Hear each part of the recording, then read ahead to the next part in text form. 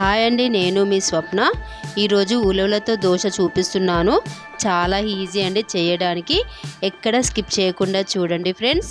ముందుగా 2 cups ration బియ్యం, 1/2 cup ఉలవలు, 1/2 కప్పు మినపగుండ్లు, 1/2 స్పూన్ మెంతులు వేసి ఒక 2 సార్లు వాటర్ పోసి ఇలా మంచిగా శుభ్రంగా కడిగి పెట్టుకోవాలండి.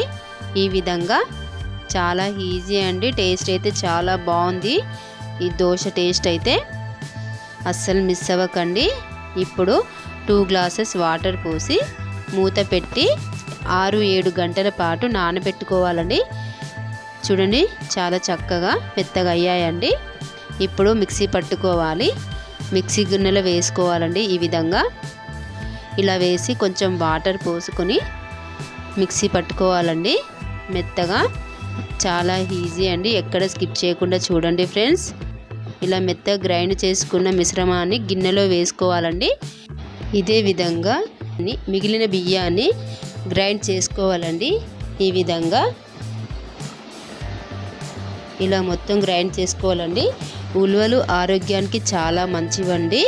ఖచ్చితంగా పిల్లలు పెద్దలు అందరూ తినాలండి ఫ్రెండ్స్. చూడండి, ఇలా గ్రైండర్ చేసుకున్న మిశ్రమాన్ని ఓవర్ నైట్ మొత్తం ఇలా మూత పెట్టి పక్కకు పెట్టండి. చూడండి, మూత తీసి చూద్దాం. చూడండి, మంచిగా చాలా చక్కగా పొంగింది దోశ పిండి. చూడండి, ఇలా ఒకటే డైరెక్షన్లో కలుపుకోవాలండి. చూడండి, ఈ విధంగా. ఇప్పుడు కొంచెం సాల్ట్ వేసుకొని కలుపుకోవాలండి.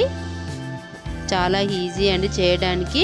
ఎలాంటి డౌట్ లేకుండా చేసుకోండి ఫ్రెండ్స్. టేస్ట్ అయితే చాలా బాగుంది ఫ్రెండ్స్, అస్సలు మిస్ అవ్వకండి. ఇప్పుడు దోశ వేసుకోవాలండి. ఈ విధంగా పల్చగా దోశ వేసుకోవాలండి. ఇప్పుడు 1 స్పూన్ ఆయిల్ వేసుకుందాం పైనుంచి.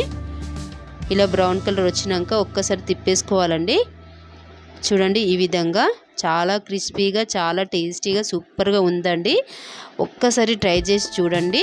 హెల్త్కి చాలా మంచిదండి, అస్సలు మిస్ అవ్వకండి ఫ్రెండ్స్. చూడండి, ఈ విధంగా చేసుకోవాలండి. కర్రీలోకి పల్లి చట్నీలోకి చాలా బాగుంటుంది ఫ్రెండ్స్. ఈ వీడియో మీకు నచ్చితే లైక్ చేయండి ఫ్రెండ్స్. సబ్స్క్రైబ్ చేసుకోండి. నా ఛానల్కి సపోర్ట్ చేయండి. మీ ఫ్రెండ్స్కి మీ ఫ్యామిలీ మెంబర్స్కి షేర్ చేయండి.